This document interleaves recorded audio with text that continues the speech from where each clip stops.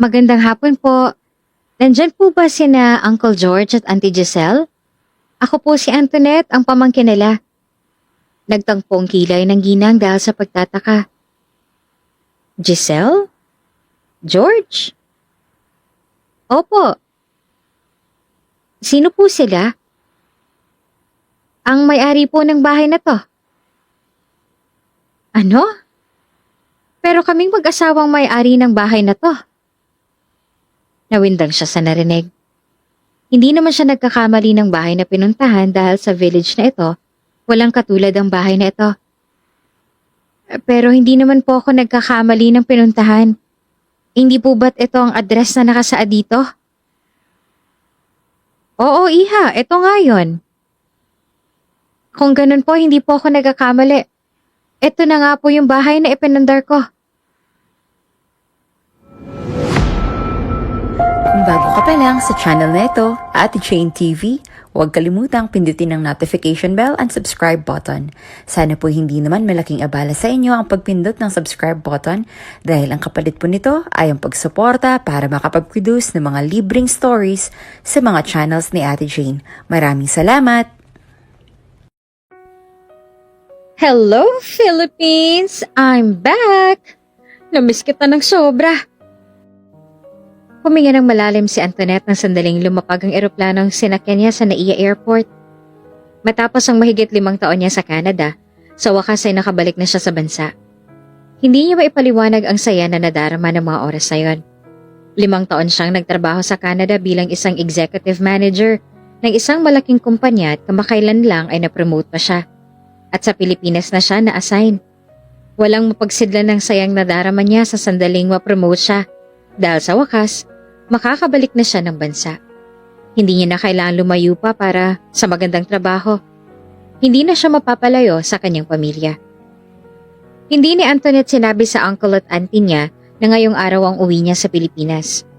Ang alam kasi nila ay matagal pa bago siya makakauwi. Gusto niya silang isurprise at excited na rin siyang makita ang bahay na ipinatayo niya na pinagpaguran niya sa loob ng mahabang panahon sa Canada. Saan po kita ihahatid, ma'am? Tanong sa kanya ng taxi driver na sinakyan niya. Sa address po na ito, tay. Tugon niya at pinakita ang address kay Manong na tumango na lang at sinabi na mga 1 oras ang biyahe patungo roon. Taliwala ang pagod at antok para kay Antoinette dahil sobrang saya niya pa rin. Excited na siyang makarating sa nasabing address. Ito pa lang ang kauna-unahang beses na makakapunta siya sa address na yon dahil doon daw ang nabiling lupa ng uncle niya at doon itinayo ang dream house niya. Mukhang sobrang excited po kayong umuwi, mama. Komento ni Manong. Opo, matagal din po kasi ako nawala. Excited na akong isurprise ang pamilya ko. Sagot niya na hindi pa rin mapawi ang ngiti sa labi. Ilang taon po ba kayo sa ibang bansa, ma'am? Alagpas 5 taon din po at sa awa ng Diyos ay nakauwi na rin ako sa wakas. Para kay Antoinette ay wala na sigurong singsaya pa sa pakiramdam na umuwi sa bansa at pamilya matapos ang mahabang panahon ng pagkawalay sa kanila. At syempre, dahil na rin sa wakas ay makikita niya na rin sa personal ang bahay na ipinundar niya. Makakaapak na rin siya sa kanyang bahay na itinuturing niyang palasyo na nag-aantay sa pagdating niya. Hindi pa rin maalis ang ngiti sa labi ni Antoinette habang nakatingin sa picture ng malaking bahay sa cellphone niya. Ito ang palaging sinesend sa kanya ng Auntie Giselle niya noong nasa Canada pa lamang siya. Mula sa construction ng bahay hanggang sa matapos ay nasubaybayan niya dahil lagi naman silang nagpapadala ng pictures at video sa kanya. Ang halaga ng bahay ay mga 50 million, kung kaya ay sobrang saya ng puso ni Antoinette dahil halos doon niya ay binuhos ang kalahati ng sahod niya buwan-buwan. Wow! Ito na yun! Ang ganda! Maluha-luha siya habang nakatingin sa malaking bahay na nasa kanyang harapan. Ang bahay niya. Mas maganda pa ito kaysa sa mga pictures na sinesend sa kanya ni Auntie Giselle. Malaki at kulay gray ang mansyon. May malaki ring gate at garage para sa bibilhin niyang sasakyan. Hinayaan niya ang kanyang Uncle George at Auntie Giselle ang mag-decide sa kung anong klase ng design ang gusto nila sa bahay. At ito ang kanilang napili. Hindi naman nagsisi si Antoinette na silang hinayaan niyang pumili dahil napakaganda at aliwalas tignan ng mansyon. Excited na siyang tumapak sa loob. Huminga muna siya ng malalim bago pinindot ang doorbell. Ilang sandali siyang naghintay at napakunot ang noo nang makita ang isang ginang na hindi niya kilala nang lumabas ng mansyon. Sa isip niya ay baka kaibigan lang ito ni Auntie Giselle, kaya inalis niya sa kanyang isipan ang anumang negatibo na sumagi doon. Ano yon, miss? Mabait na tanong sa kanya ng ginang nang mapagbuksan siya nito ng gate. Ngumiti siya. Magandang hapon po. Nandyan po ba sina Uncle George at Auntie Giselle? Ako po si Antoinette, ang pamangkin nila. Nagtagpo ang kilay ng ginang dahil sa pagtataka. Giselle? George? Opo. Sino sila? Ang may-ari po ng bahay na ito. Ha? Mas lalong nagsalubong ang kilay nito. Pero kaming mag-asawa ang may-ari ng bahay na ito. Nawindang siya sa narinig. Hindi naman siya nagkakamali ng bahay na pinuntahan dahil sa village na ito, walang katulad ang bahay na ito. Pero hindi naman po ako nagkakamali ng pinuntahan. Hindi po ba't itong address na nakasaad dito? Pinakita niya sa ginang ang address sa cellphone niya kung saan andun din ang picture ng bahay. Oo, iha, ito nga yun. Ang bilis na ng tibok ng puso niya dahil sa nerbiyos. Kung gano'n ay hindi po ako nagkakamali. Ito nga po ang bahay na ipinundar ko. Ito nga ang address na nakasaad dyan. Pero kaming mag-asawa na isang seaman na nagpatayo at nagpundar ang bahay na ito. Paliwanag ng ginang kaya hindi niya na napigilan ang pagtulo ng mga luha niya. Teka, ang George at Giselle na nabanggit mo parang natatandaan ko sila. Sandaling nag-isip ang ginang. Oo, tama. Sila yung nagbenta sa amin ng lupang kinatitirikan ng bahay na ito 3 taon nang nakakaraan. Benta? Oo, iha. Hindi ba nila nabanggit sa'yo? Binenta nila sa amin ang lupa dito sa halagang 3 milyon. Mas mura naming nakuha kaysa sa prices ng ibang lupa, kaya hindi na namin pinakawalan. Dahil sa labis na gulat sa mga narinig, ay nabitawan niya ang hawak niyang bag. Walang humpay sa pag-agos ang kanyang luha. Pero nagpapadala ako sa kanila ng pera para sa pagpapatayo ng gym house namin. Umiiyak niyang saad. Nako, iha. Base sa sinasabi mo ngayon, sa tingin ko ay niloloko ka lang ng auntie at uncle mo. Pinaniwala ka nila na ang perang pinapadala mo sa kanila ay ginagamit sa pagpapatayo ng bahay pero mukhang ang bahay namin ang sinesend niya sa'yo. Pakiramdam ni Antoinette ay nabingi siya. Hindi niya magawang makagalaw. Nang mga oras na yon, animoy gumuho ang kanyang mundo at mga pangarap. Ang perang pinagpaguran niya, ang bahay na pinapangarap niya, sa imahinasyon niya na lang pala matutupad. Alam niyo po ba kung saan sila nakatira ngayon? Halata na naaawa sa kanyang sitwasyon na kinuha ng ginang wala sa bulsang cellphone. Noong nabili namin ng lupa sa kanila, hiningi ko ang contact number nila sakaling magkaroon ng aberya sa mga papeles. Pero mahigit 3 taon na yon kaya hindi ko na sigurado kung dito pa rin ba sila nakatira. Pinakita sa kanya ng ginang ang address. Iyon ang mismong address ng dati nilang bahay. Nang sabi sa kanya ng Uncle George niya ay ibinigay na raw nila sa isang kapatid ni Giselle. Nagpasalamat siya sa ginang at umiyak na umalis siya sa bahay na akala niya ay napundar niya na gamit ang sarili niyang pera at pagod. Sumakay siya sa taxi. Sa parehong taxi na sinakyan niya patungo sa bahay na yon. Umiiyak siya sa loob at hindi na nagtanong si Manong dahil batid nito na may mabigat na pinagdadaanan ang dalaga. Sa isip ngayon ni Antoinette ay sana mali ang sinabi ng ginang kanina. Sana ay hindi nga siya niloko ng uncle at auntie niya. Pinagdarasal niya na hindi bastang nauwi lang sa wala ang perang pinagpaguran niya. Na sana ay may mas malalim pa na dahilan ng mga ito kung bakit sila nagsinungaling sa kanya. Ngunit ang katiting na pag-asa sa puso niya ay nawasak nang sandaling makarating siya sa dati nilang bahay at naabutan niya ang mga ito na nagsusugal.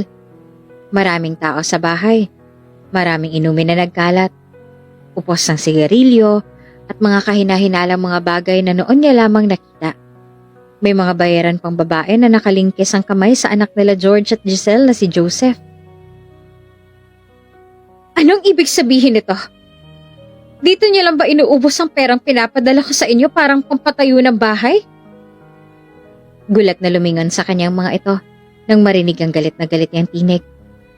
Gumuhit ang gulat sa mukha ni Giselle at George na sabay na napatayo. Antoinette! Gulat na sambit ni George. Antoinette, my cousin! Nakabalik ka na pala ng bansa. Sarkastiko ang tono ng boses ni Joseph na may babae pang nakakandong at pulang-pulang mata nito na animoy isang atik. Ano to, Angko? Lumuluhan na tanong niya. Dito niyo lang pa inuubos ang pera. Pinapadala ko. Antoinette, hayaan mo muna kaming magpaliwanag. Ang Auntie Giselle niya. Pumunta ako sa address na sinasabi niyo. Kung saan sinasabi niyo na bahay na napatayo ko. Nakausap kong may-ari ng bahay na yon.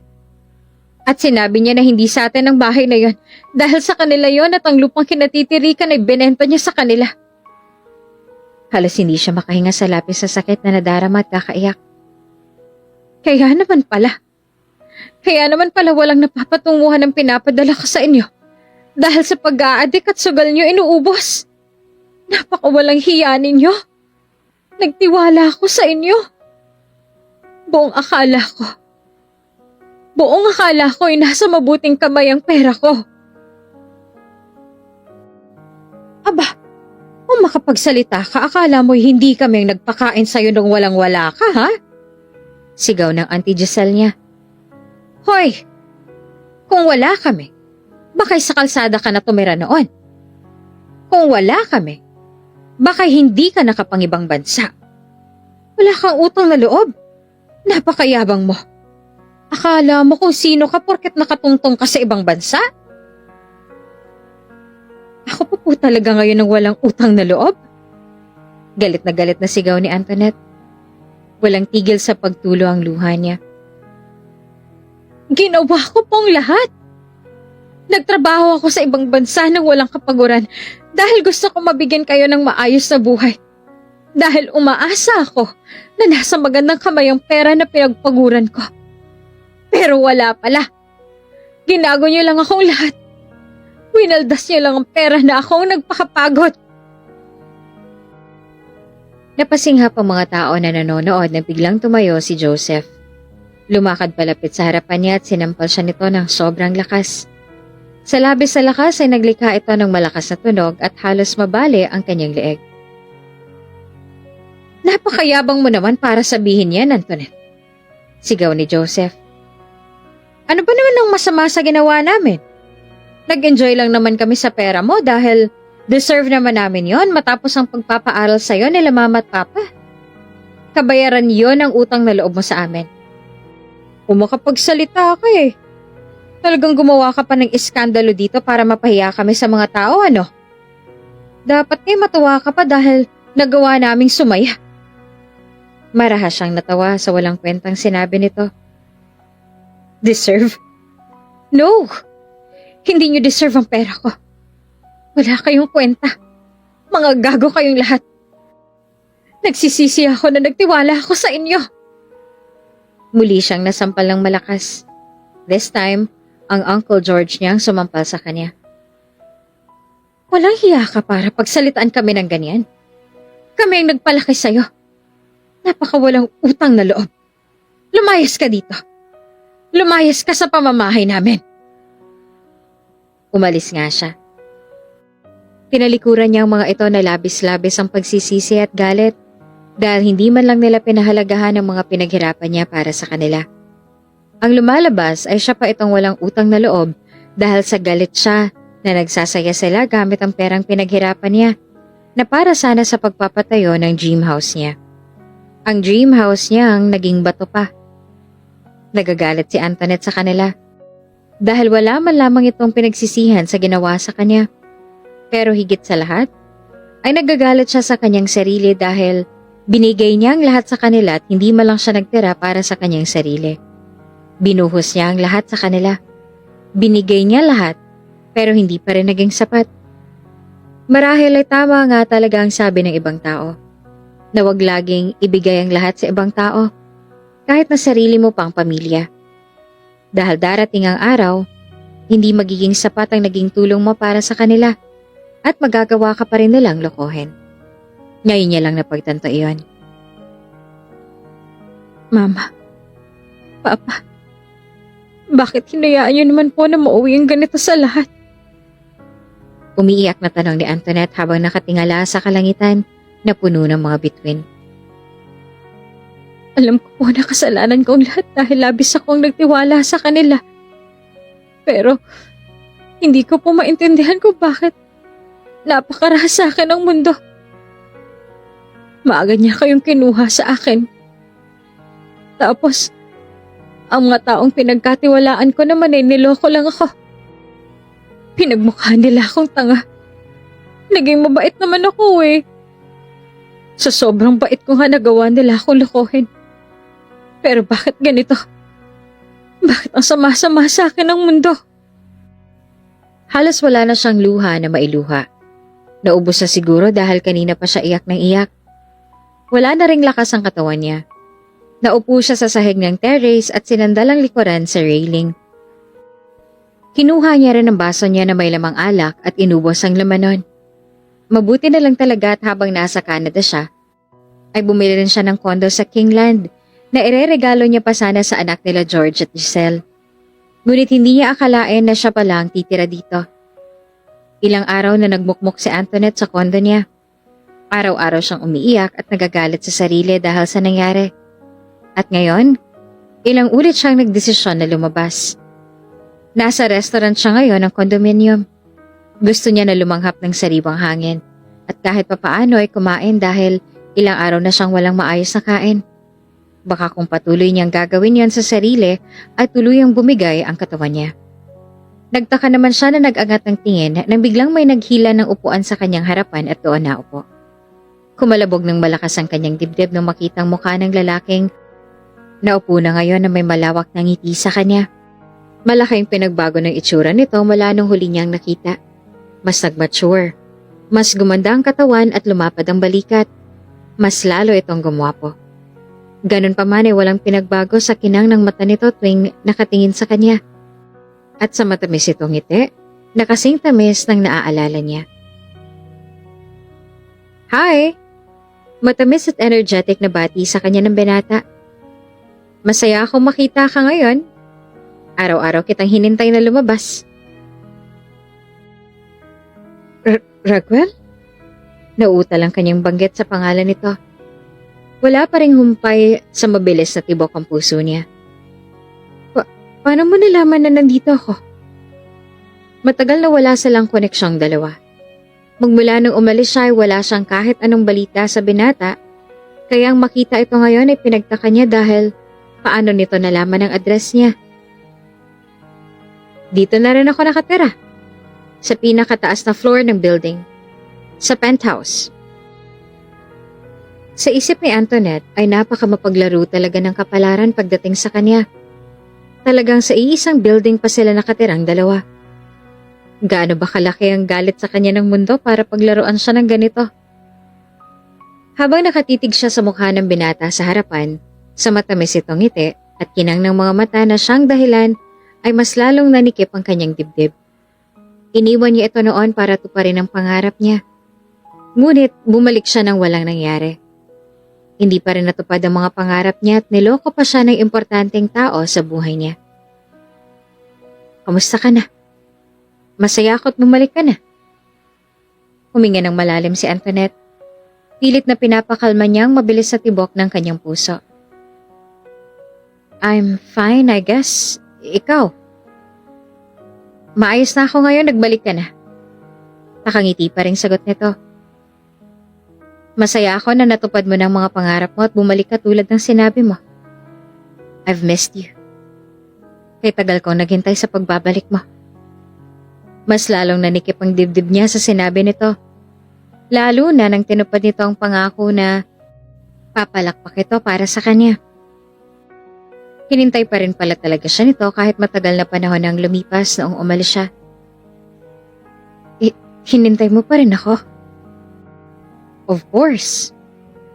Iniabot nito ang kamay niya na nakapatong sa lamesa. Nangako ako sa'yo noon na hihintayin kita. Kahit gaano pa katagal. Para pag natupad mo ng mga pangarap mo, ay ako naman ang tutupad sa pangarap ko na pakasalan ka. At ngayong nandito ka na, masayang masaya ako. Dahil posible nang matupad ang pangarap ko na yan.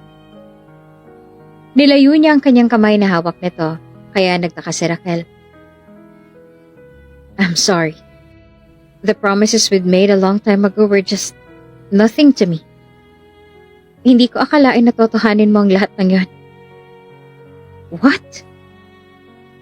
Hindi na kita mahal, Raquel. Kung ano man ang meron tayo noon, matagal ko na yung tinapos. Tinapos ko na yon bago pa ako umalis ng bansa. Ni hindi sumagi sa isip ko na seryosohin mong pangakong ginawa natin mga bata pa tayo nun. What are you saying? You're just joking, right? Hindi ako nagbibiro, Raquel. Lahat ng yun ay baliwala lang para sa akin. Ni minsan na hindi na sumagi sa isip ko na totohanin lahat ng yun dahil mga bata pa tayo nung ginawa natin yun. Hindi niya kaya makita ang lungkot sa mukha ng binata habang nakatitig sa kanya. Kaya tumayo siya at sa malamig na boses ay muling nagsalita. I am done with you, Raquel. Nung umalis ako, hindi ko hiniling sa'yo na hintayin mo ako. Ikaw ang nagdesisyon na hintayin ako. Pinagbasda ni Antoinette ang paulit-ulit na paghampas ng alon sa puting buhangin. Kasabay ng muling hampas ng alon sa dalampasigan ay ang pag-agos ng kanyang mainit na luha at ang malakas na ihip ng hangin na dahilan ng pagsabog ng kanyang mahabang buhok at tangayin ng suot niyang puting bestida. Nandito siya ngayon sa seaside na nasa harap lang ng Kingland Condominium. Pinunasan niya ang mainit niyang luha na dumaos daw sa kanyang pisngi bago tumingala sa kalangitan kung saan may nakita siyang lumilipad na eroplano na nagiiwan ng puting usok na parang ipininta. Noong bata pa siya, noong nabubuhay pa ang mga magulang niya, at nasa probinsya pa sila nakatira, ay lagi siyang pumupunta sa tabing dagat sa tuwing nalulungkot siya. Sa tuwing naaalala niya ang sakit ng kanyang ina na walang lunas. Ang sabi sa kanya ng kanyang ina noong nabubuhay pa ito, kahit anong problema kapag pumunta ka sa kalmadong dagat ay mawawala ang lahat ng yon. Dahil merong kakaibang kakayahan ng dagat na alisin ang lungkot at sakit na nararamdaman natin. Noong namatay ang kanyang ina dahil sa sakit at pagkamatay naman ng kanyang ama, dahil hindi na nito kanaya ang lungkot na nadarama sa pagkawala ng kanyang ina, sa tabing dagat ang palaging puntahan ni Antoinette. Sa bawat hampas ng alon ay binubulong niya lahat ng sakit at lungkot na nararamdaman niya. At sa bawat pag-alis ng alon ay dinadala naman lahat ng lungkot na nararamdaman niya. 1 taon mula nang mamatay ang kanyang mga magulang ay kinuha siya ng kanyang Uncle George, ang kapatid ng kanyang ama. At ang asawa nito na si Giselle, dahil ibinilin daw siya ng kanyang ama sa mga ito bago binawi ang sariling buhay. Sa kanilang poder ay ginawa siya nitong katulong. Siya ang lahat na gumagawa sa gawaing bahay, habang si Giselle at ang isa nilang anak ay buhay prinsesa. Hindi sila gumagawa ng kahit anong gawaing bahay. Inaasa nila lahat sa kanya. Ganun pa man ay malaking pasasalamat ni Antoinette sa kanila. Tumanaw siya ng malaking utang na loob at nangako na susuklian niya ang lahat ng naging tulong nito sa kanya. Nakita niya rin na unti-unti rin namang nagbago ang pakikitungo nila sa kanya sa paglipas ng panahon. Kaya akala niya ay tuloy-tuloy na yon. Akala niya ay hindi na nila siya lolokohin. Nung nasa kolehiyo siya ay nakilala niya si Raquel Wolksbin, bunsong anak ng Russian billionaire. Ito ang pumawi ng lahat ng lungkot at pagkukulang na naramdaman niya noon. Napakasimple lamang mamuhay ni Raquel. Hindi niya lubos akalain na napakayaman pala nito. Naging magkaibigan sila ng binata hanggang sa manligaw ito sa kanya at naging sila nga. Pinakilala siya ni Raquel sa mga magulang nito at kahit malayo ang agwat ng estado nila sa buhay, ay buong puso siyang tinanggap ng mga ito. Matatag ang relasyon nilang dalawa hanggang sa makapagtapos siya sa kolehiyo. Mahal na mahal siya ng binata at walang araw na hindi nagpaparamdam sa kanya kung gaano siya nito kamahal. Ngunit may mga pangarap si Antoinette sa buhay na gusto niyang tuparin. Gusto niyang makatulong sa mga nag-alaga sa kanya. Kung kaya matapos niya makagraduate sa kolehiyo ay nakipag-break siya kay Raguel. Handa naman sana siya na tulungan ng binata sa pagtupad niya ng kanyang pangarap, subalit mas gusto niya na matupad yon sa sariling pagsisikap. Nangako siya kay Raguel na pag natupad niya ng mga pangarap niya ay babalikan siya. Samantalang sumumpa naman si Raguel na maghihintay ito at sa oras na bumalik siya ay magpapakasal silang dalawa. Ang mga katagang binitawan ni Raguel ay malinaw na malinaw pa rin sa isipan niya magpahanggang ngayon. Hihintayin kita kahit gaano pa katagal. At pagbalik mo, ako mismo ang unang papalakpak sa'yo dahil batid ko na natupad mo na ang mga pangarap mo ng mga sandaling yon. Hihintayin at papakasalan kita. Kahit kailan, kahit anong mangyari, hindi kita kakalimutan. Ikaw at ikaw lang. Kaya asahan mo na sa iyong pag-alis. Nandito lang ako, nakasuporta at naghihintay sa'yo. Sa tuwing naaalala niya ang sinabi ng binata, ay mas lalong naninikip ang dibdib niya. Nakahanda naman sana siyang tuparin ang mga pangako niya dahil wala rin naman siyang ibang minahal kundi ang binata lang. Ngunit matapos ang ginawang panloloko sa kanya ng kanyang uncle at ang asawa nito, ay naisip ni Antoinette na hindi siya nararapat para kay Raguel. Masyado siyang durog at ayaw niya na mahalin siya nito nang nasa ganito siyang sitwasyon. He can't love someone as broken as her. Iniwan niya ito para tuparin ang kanyang mga pangarap pero bumalik naman siya na wala pa rin napala sa kanyang pag-alis. Pinaghintay niya pa ng matagal ang binata. Hindi siya pwedeng magmahal ngayong durog na durog siya. Nag-aalala siya na baka sa oras na hinayaan niya ang sarili na muling mapalapit kay Raguel, madurog niya rin ito. For Antoinette, she's like a fire. The more she gets close to fragile objects, the more she will destroy them. Ayaw niyang masaktan palalo ang binata. At kapag nangyari yon, ayaw niya na siyang maging dahilan para masira ito. Sapat na sa kanya na nadudurog siyang mag-isa. Bumaba ang tingin niya sa cellphone niya nang marinig ang ring. Unknown number ang tumatawag sa kanya. Nagdadalawang isip si Antoinette kung sasagutin ba ang tawag pero kalaunan ay sinagot niya na rin ito. Hello? Ito bang pinakamagandang babae sa balat ng lupa? Malokong tanong ng nasa kabilang linya. Napakunot ang noon niya. Hello? Who's this? Antoinette, what's wrong? Are you crying? Nawalang mapaglarong tinig ng nasa kabilang linya at napalitan ng pag-aalala. It was when she realized who's on the other line. Ang pag-aalala sa tono ng boses nito, ganun na ganun pa rin katulad ng kanyang naaalala. Walang nagbago. It still makes her feel like this. Si Raguel lang ang tanging makakapagpaparamdam sa kanya ng ganito. Her heart was at war with her mind. It was in chaos. Hindi niya maintindihan kung bakit ganito ang nararamdaman niya nang sandaling marinig ang boses ni Raguel. As if it were a refuge for her inner agony. Napakahabang panahon ang huli niyang maramdaman ang ganitong pakiramdam. She didn't know what to make of it, but it was there. And it was hard to ignore. Mariin na pinikit niya ang kanyang mata. Nagsisimula nang sumakit ang ulo niya dahil sa mga iniisip. Gusto niyang sigawan ng binata dahil nag-aalala pa rin ito sa kanya sa kabila ng mga sinabi niya dito.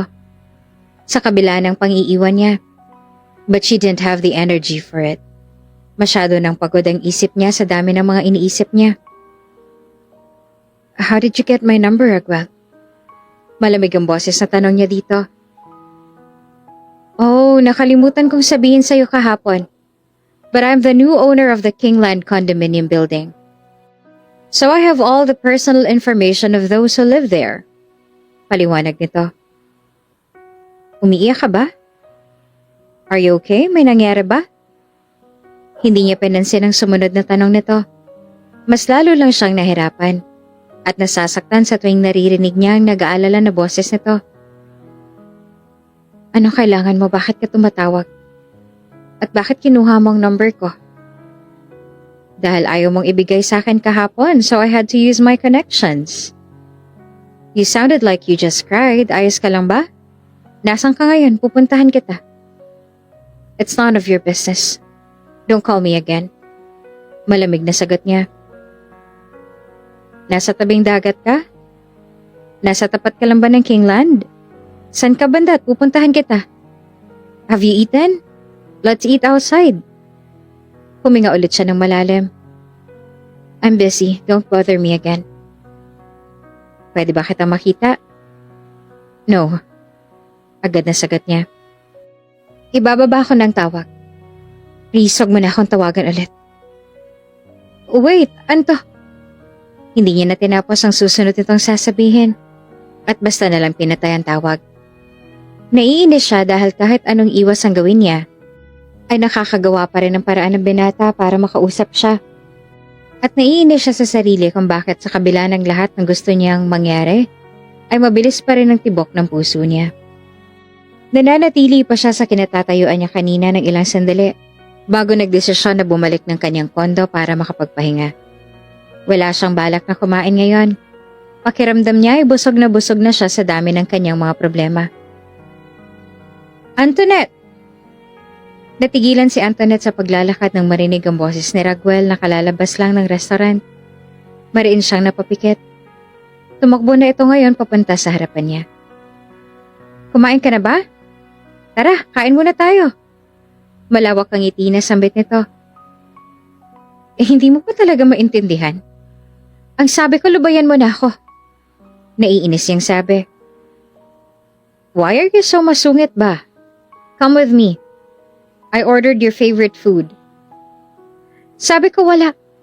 Hindi niya na nagawang matapos pang sasabihin na hawakan ni Raguel ang kanyang kamay at hinila siya patungo sa restaurant. Kung saan ito nanggaling. Mariin naman na napapikit si Antoinette habang nagpapatiana dito.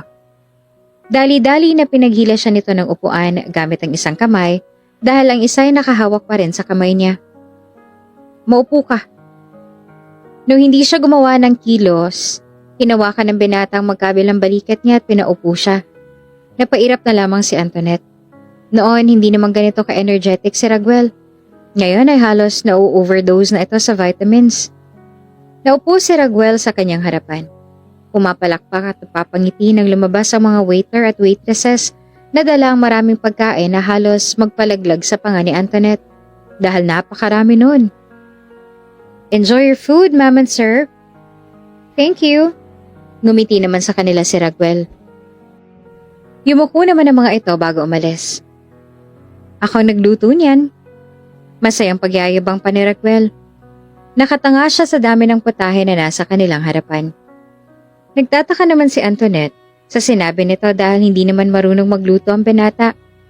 Nang minsang nagluto ito noon ay halos hindi nila makain dahil sunog lahat.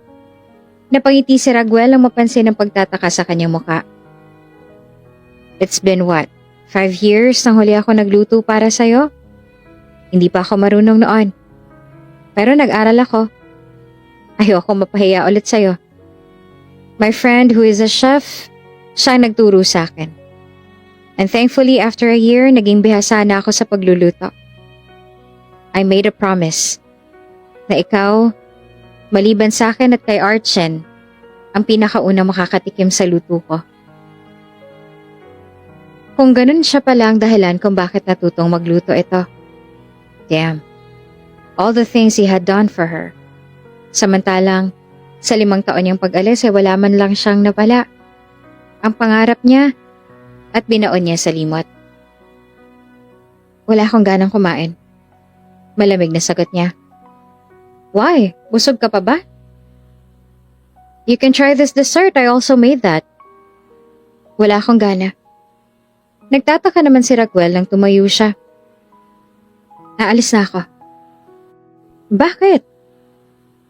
Mr. Wolksbin, my best friend.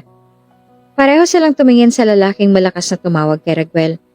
Isa yung matangkad at gwapong lalaki na may lollipop sa bibig. Nakita niya naman ang pag-irap ni Raguel nang sandaling makita ang lalaki na naglalakad palapit. Kinakaway-kawayan pa nito si Raguel na halatang naiirita. Mr. Black, nandito ka na naman? Sabi ko naman sa'yo na wala akong balak na ibenta sa'yo ang building na to. Tamad na sabi ni Raguel nung nasa harapan niya ng lalaki. Mahina namang natawa si Mr. Black. You're funny, Mr. Wolfsbane. Don't worry, hindi ako narito para kumbinsihin ka na ibenta sa akin ang building na to. Ano? Manggagago lang, ganon. Masaba bang na-miss kong kumain sa restaurant mo? Sabihin mo na bara lang kita kaya hindi mo tinuloy yung plano mong presyohan na naman ako. Siguro? Mahinang natawa naman si Mr. Black. But actually, my little sister asked me to come here. Kasi gusto niyang malaman kung maayos ka na talaga dahil hindi raw siya nakakabisita sa'yo. At sa crystal ball niya ay nakita kanyang masaya sa iba. Nagtagpo ang kilay ni Antoinette habang nakikinig sa dalawa. Sino naman kaya ang kapatid nitong lalaki? Talagang pinapunta pa dito ang kapatid para lang malaman kung kamusta na si Raguel? Nasaan siya? At mas lalo pang nagkasalubong ang kilay niya sa tanong nito. Why? You suddenly missed her? Nangaasar na tono na boses ni Mr. Black. Hindi. Para masumbong ko sa kanya na nandito ka na naman para presyohan ang mga ari-arian ko. Saan pa nga ba? Nasa harap ng crystal ball niya. Sarkastiko na sagot ni Mr. Black bago sumulyap sa kanya at bahagyang nanlaki ang mga mata. Wow. Who is she? Business partner? Baling nito kay Raguel. Business partner, no. But partner in life, yes. Mayabang na sagot naman ni Raguel. This is Antoinette Vera, my soon-to-be fiancé. Huh? Hindi ba't single ka pa lang nung isang araw? My soon-to-be fiancé ka na kaagad ngayon. May salamang ka ba tulad ng kapatid ko? Inirapan nito ni Raguel. Single nga ako noon, pero hindi ko naman sinabi na wala akong hinihintay na bumalik. Siyang hinintay ko. Hindi naman maintindihan ni Antoinette kung bakit ganito na lang ang bilis ng tibok ng puso niya at kung bakit nagiinit ang pisngi niya habang nakikinig sa mayabang na boses ni Raguel na pinagyayabang siya sa kaibigan na parang kaaway nito. Oh, kaya pala takot ka sa mga babae noon kahit sa sarili kong kapatid. Akala ko naman noon ay may trauma ka sa kanila. Loyal ka lang pala talaga. Tumango si Mr. Black at bahagyang ngumiti sa kanya. Bakit naman soon to be fiancé pa lang? Too coward to propose? I'm not a coward. Sadyang hindi pa siya handa na ma-engage sa akin. At talagang humalakak na malakas si Mr. Black, kaya ay napatingin sa kanilang ibang mga kumakain. No wonder you're too hard to deal with. I even wonder why my sister likes you. Kung gano'n ay tama nga ang nasa isip niya. May gusto nga talaga ang kapatid ni Mr. Black kay Raguel. Shut up, Theron Black. Tiningnan siya ni Mr. Black at matamis ang initian. Nice meeting you again, Miss Vera. Huwag kang mag-alala. Sasabihin kong kapatid ko na hindi na siya maaaring magkagusto kay Raguel dahil pagmamayari mo na siya. Hindi na rin naman nagtagal pa doon si Mr. Black at umalis na dahil may meeting pangaraw ito. At kahit sinabi niya dito na wala silang relasyon ni Raguel, at hindi totoo ang mga pinagsasasabi nito kanina, hindi ito naniniwala sa kanya. Bakit sinabi mo sa kanya na pwedeng magkagusto sa akin ang kapatid niya? Nagtatampo na tanong sa kanya ni Raguel. Ikaw, bakit mo sinabi sa kanya yon? Ang alin? Na soon to be fiancé mo ko. Bakit? Totoo naman na. Ikaw lang naman ang magiging fiancé ko. Ilang beses ko bang sasabihin sa'yo na wala na tayo? Ano man ang meron tayo noon, just forget about it. I don't have anything to do with you anymore. Lubayan mo na ako. Ngumisi si Raguel. Minahal mo ako noon. Posible na mahalin mo ulit ako ngayon. And I'm not going to stop. Mamahalin kita ng paulit-ulit. At hihintayin kita. Gaano man katagal tulad ng pinangako ko sa'yo nun.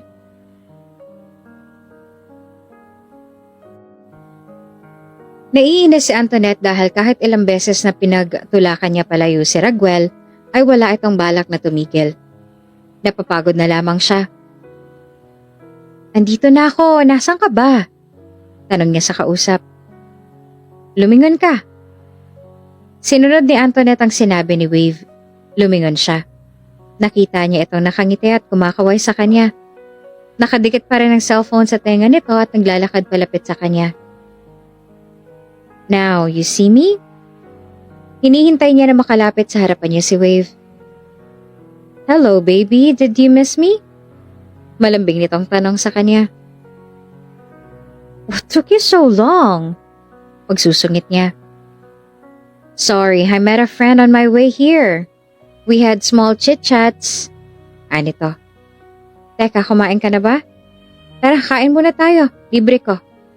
Sabi nila masarap daw ang pagkain sa restaurant dito.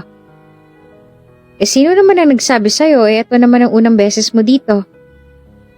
Kaibigan ko kanina. Highly recommended niya raw ang pagkain dito. Napairap na lamang si Antoinette. Si Wave Hidalgo ay ang boss niya sa Canada. Mabait ito kaya naging magkaibigan silang dalawa.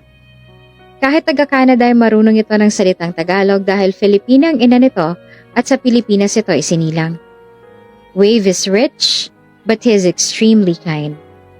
Kahit noong nagtatrabaho pa siya para dito ay mabait ang pakikitungo nito sa kanya. Kahapon ay tumawag ito sa kanya para sabihin na nasa Pilipinas daw ito at gusto siya nito makita dahil hindi ito nakapagpaalam sa kanya ng personal noong umuwi siya mula sa Canada dahil nasa business trip pa ito sa New Zealand. Kamusta ka na? Your family, masaya ba sila nung umuwi ka? Tanong nito habang magkaharap silang nakaupo. Pilit niya itong nginitian. Maayos naman ako, masaya. Masaya rin ang pamilya ko na umuwi ako. Pagsisinungaling pa niya. Ayaw niyang sabihin ng totoo na niloko siya ng sarili niyang pamilya na lagi niyang ikinakwento dito noon. Sabi ko naman sa'yo mas masaya sila pag sinurprise mo ang pag-uwi mo. Sa isip ni Antoinette, ay mukhang siya pa nga ang na-surprise ang pag-uwi niya. Ayaw niyang sirain ang mood pag sinabi niya iyon kay Wave. Lalo pat mukhang sobrang saya nito na makakabalik na sa bansa at makita siya. Pareho sila ni Wave na nag-angat ng tingin sa naglapag na pagkain sa table nila. Nakita niyang pagkamangha sa mukha ni Wave habang nakatingin sa lalaki. Samantala ay bumilis naman ng tibok ng puso niya. Malamig ang tingin na sinalubong na Raguel ang mga mata niya. Para bang may gusto itong sabihin ngunit pinigilan ng sarili. Enjoy your food. Ngumiti sa kanila si Raguel bago yumuko at naglakad palayo. Wow, that waiter looks like my friend Raguel. Akala ko siya nga yun. Pero hindi niya ako nakilala, ha? And he was looking at me like he wanted to kill me. That's scary. Baka mamaya nilagyan niya ng lasa ng pagkain natin. Si Raguel yun. Kapatid ni Raguel Wilkespin. They are Irish twins. Nag-form ng O ang bibig ni Wave. Kaya pala they looked alike. Wala namang nabanggit si Raguel sa akin na may kambal pala siya. Ilang taon na ba kayo magkaibigan ni Raguel? 1 month. Nagkakilala kami nung business trip. Sa kabilang banda, habang masaya silang nag-uusap ay tahimik na nakaupo si Raguel sa isang bakanting lamesa at nakatingin sa dalawa na masaya nag-uusap. Pakiramdam ni Raguel ay buo na ang araw niya na makitang nakangiti si Antoinette kahit hindi siya ang dahilan. Nitong mga nagdaang araw kasi, pansin niya na may mabigat na dinadala ang dalaga. Ni hindi niya nga ito nakitang ngumiti. Ngunit ngayon, habang nakatingin siya sa dalawa at nakikita niya na ngumingiti si Antoinette, kahit paano ay naibsan ang pag-aalala niya na baka may nangyari kaya malungkot si Antoinette. He will never get tired of watching her smile, even from a distance. May kung anong sinabi ang lalaki kay Antoinette na nagpatawa sa dalaga. It feels nice to see her happy. Pero hindi ni Raguel maintindihan ang kanyang sarili kung bakit Nakakaramdam siya ng bigat sa dibdib ngayon. Siguro dahil dati siya ang dahilan ng ngiti ng dalaga. Ngayon ay hindi na. At pinapanood niya lang ito na sumaya sa iba. Nagpakawala ng malalim na paghinga si Raguel bago tumayo. Hindi niya na kayang makita ang dalawa na ganoon. Pumasok na lamang siya sa kusina kung nasaan ang kanilang chef na nagtataka sa kanya. "What's up?" Tanong nito habang may hawak na spatula. "Dito na muna ako." Tinaasan siya nito ng kilay. "Bakit? Akala ko ba'y nasa labas ang girlfriend mo?" "She's with her friend. Ayoko silang abalahin." Bagamat nagtataka ay nagkibit-balikat na lamang ang chef na kaibigan at tinuloy ang ginagawa. "Dito na lang ako. Salamat sa paghatid," sabi ni Antoinette kay Wave na naghatid sa kanya papunta sa tapat ng kondo niya. "You're welcome. See you tomorrow." Nagpaalam na sa kanya si Wave na kumaway pa. Binuksan niya na rin ang pinto ng kanyang unit at akmang papasok sa loob nang bigla na lang may humawak sa kamay niya. Sasampalin niya dapat ito pero natigilan nang makitang si Raguel lang iyon. "You scared me! Ano bang problema mo?" Inis niyang tanong dito. Hindi niya man lang naramdaman ang pagdating nito o sadyang kanina pa ito nandito. "That man earlier. Sino siya?" Nag-aalangan ang tono ng boses nito. "Huh? Si Wave?" Nakita niyang pagtaas-baba ng Adam's apple nito dahil sa paglunok. "So, Wave is his name?" Nangungusap ang mga mata nito. Iyon ang unang beses na makita niya na puno ng pag-aalinlangan ang mga mata nito. Ano mo siya? Is he your friend or your boyfriend?" Napakadaming emosyon ang naglalaro sa mukha nito na hindi niya mapangalanan lahat. "Kaibigan ko siya. Boss ko nung nagtatrabaho ako sa Canada." Sagot niya sa malamig na tinig. "Just a friend? Not a boyfriend?" "Yes. At kung boyfriend ko man siya, ano naman ngayon sa'yo? Labas ka na ron. Kung mahalin ko man siya, wala ka na ron." Sa halip na masaktan sa sinabi niya ay nagawa pa nitong ngumiti. Hindi iyon ang tipo ng ngiti na umabot hanggang mata. But it was a smile of relief. "I'm glad to hear he's not your boyfriend. Sige na, pumasok ka na sa loob." Hindi naman maintindihan ni Antoinette kung bakit nanikip ang dibdib niya habang pinagmasdan ng binata na maglakad palayo. Lumingon pa ito sa kanya ng isang beses. Ngumiti at itinaas ang kamay bago pumasok sa loob ng elevator. Nang malaman ni Raguel mula sa kuya niyang si Riguel na kasama ni Antoinette si Wave patungo sa isang club, agad niyang sinundan ang dalawa. Mabilis niya naman silang nahanap. Tinuro sa kanya ni Riguel ang may-ari ng club na ito at siya ring kaibigan ni Wave, ang kinaroroonan nila. "Hey, Wave!" Bati ni Riguel sa kaibigan habang nasa tabi siya nito. Nagtama ang mata nila ni Antoinette na bakas ang gulat sa mukha. "Man, glad to see you here!" Pinakilala siya ni Riguel sa mga ito habang pinakilala naman ni Wave ang mga kasama nila sa table. "Wanna have some drink with us?" Tanong ni Wave sa kanila na tinanggihan naman ni Riguel dahil kasama rin daw nila ang kanilang mga kaibigan na hindi pa dumarating. Wala man lang sinabi sa kanya kanina si Antoinette. Ninginitian siya ay hindi nito ginawa. Pero ngayon habang nakatanaw siya sa table nila, ngumingiti naman ang dalaga sa mga kausap nito, lalo na sa tuwing nagsasalita si Wave. "Hindi ko alam na si Wave palang tinutukoy mo na kaibigan ng babaeng hinihintay mong bumalik," sabi sa kanya ni Riguel na nakatingin din sa table ng mga ito. "Mukhang malapit sila sa isa't isa.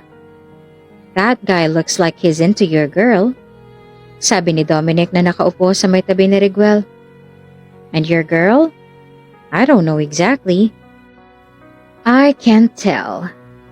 Her eyes were hiding the emotions. Inabot ni Riguel ang basong may lamang alak at inubos ang laman nito. Siguro nga ay may relasyon na ang dalawa. O kung hindi naman ay pareho sila ng nararamdaman. At wala naman siyang magagawa dahil hindi na siya nito mahal. Siya lang itong umaasa at naghihintay na sa pagbabalik nito ay siya pa rin ang mamahalin. Ayos ka lang ba, bro? Tiningnan ni Raguel ang kaibigan na si Leon nang magtanong nito.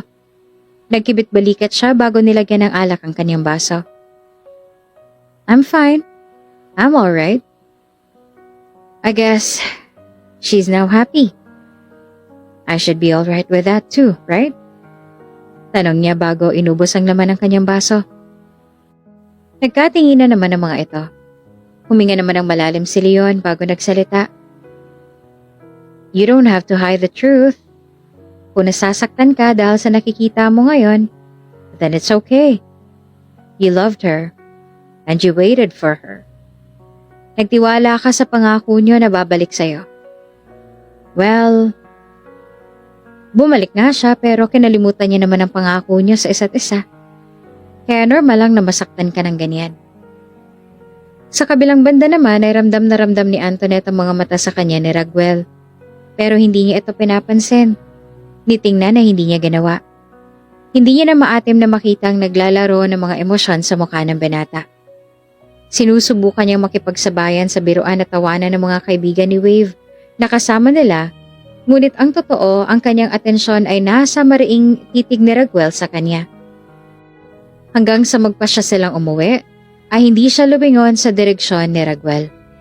Nandito sila ngayon sa parking lot at nagtagpo ang mata niya nang makita doon si Raguel sa tabi ng sasakyan ni Wave ito nakatayo. Uuwi ka na. Ihahatid na kita. Nakangiti na alok na to sa kanya. Ramdam niyang nagtataka na tingin sa kanya ni Wave. No need, kasama ko si Wave. Malamig niyang sagot.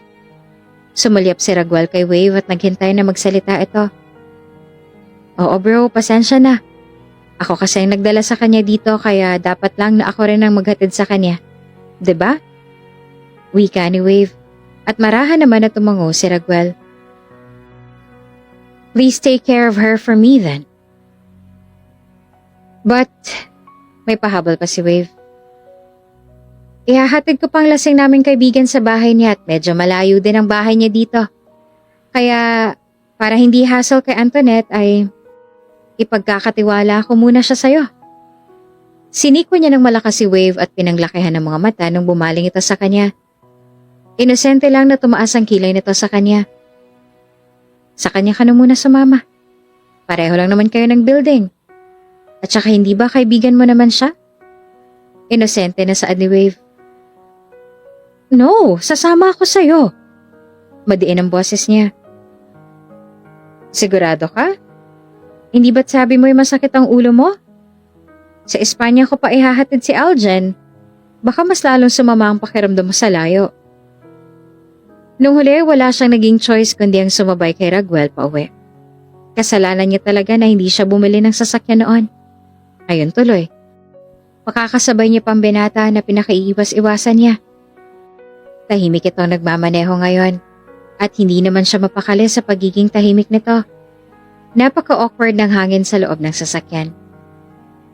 Nag-enjoy ka ba? Maya-maya ay nagtanong ito sa kanya. Andun ka rin naman, so ano sa tingin mo? Pagtataray niya pa. Tiningnan siya nito at tumaas ang gilid ng labi. Siguro? Inirapan niya ito. Ikaw nga umamin ka sa akin, Raguel. Sinusundan mo ba ako? Yes. Iniiwasan mo ako kaya sinusundan kita. Eh bakit pa ginagawa mo pa rin to? Sabi ko naman sa'yo diba na tigilan mo na ako. Hindi ba? I told you, hindi kita titigilan. I fought against death. Kaya imposible na sumuko ako sa'yo. Nagtaka siya sa sinabi nito. Fought against death? Sa halip na sumagot ay makahulugan lang ng umiti sa kanyang binata. Siya nga pala. Kaibigan mo yung mga kasama niyo kanina? They were Wave's colleagues. Parang kaibigan ko na rin. Buong biyahe patungo sa Kingland ay panayang tanong sa kanya ng binata na walang buhay niya namang sinasagot. Dahil kahit ayaw niyang sagutin ay wala naman siyang choice. Nasa isang sasakyan lang sila. Gayunpaman kahit tumatawa ang binata, hindi umabot ang mga ngiti sa mata. Ang dating kinang nun sa tuwing nakikita siya ay nawala na, naglaho na. Kinaumagahan noon ay nakasalubong niya mga magulang ni Raguel na sobrang saya na makita siya. Samantalang hindi niya naman alam kung paano pang mukha na maihaharap niya sa kanila, lalo pat buong puso siya nitong tinanggap noon. Pero iniwan niya pa rin si Raguel para sa mga pangarap niya na wala namang nangyari. Nung humiling ang mga ito sa kanya kung maaari siya makausap ay pumayag siya. Kahit pa ang gusto niya nalang gawin ng mga oras na yon ay tabunan ng sarili ng buhangin. Masaya akong bumalik ka na, Antoinette. Mabait na sabi ng ina ni Raguel na nakangiti sa kanya. Kung paano siya tinanggap ng mga ito noon ay ganoon pa rin ngayon. Kamusta? Naging maayos pa ang buhay mo sa Canada? Marahan siyang tumango. Opo, maayos naman po. Masaya kaming marinig yan. Kahit nung nasa malayo ka ay ikaw lagi ang bukang bibig ni Raguel.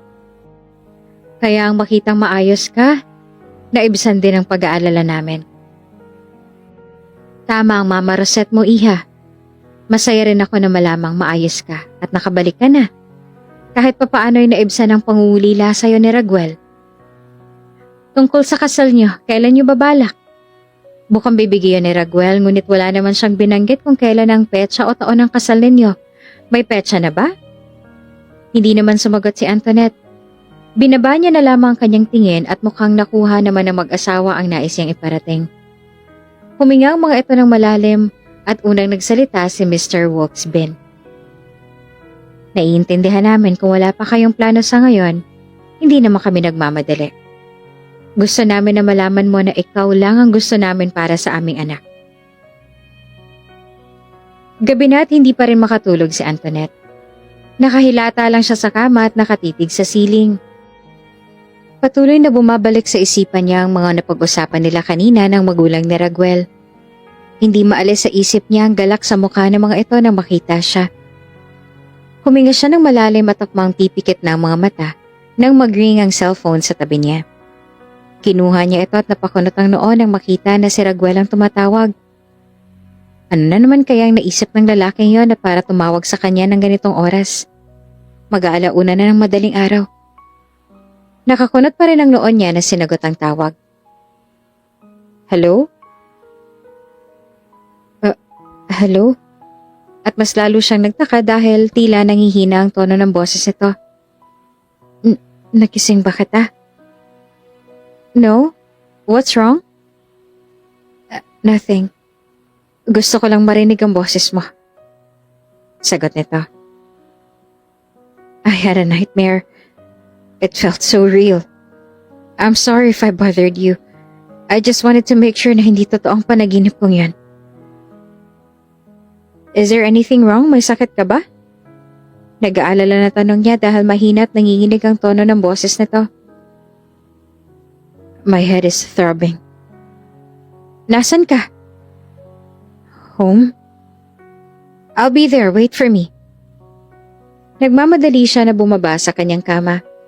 Hindi na siya nag-abala na tingnan pa ang sarili sa salamin at dire-diretso lang na lumabas. Sumakay siya sa elevator patungo sa pinakahuling palapag ng building, sa penthouse ni Raguel.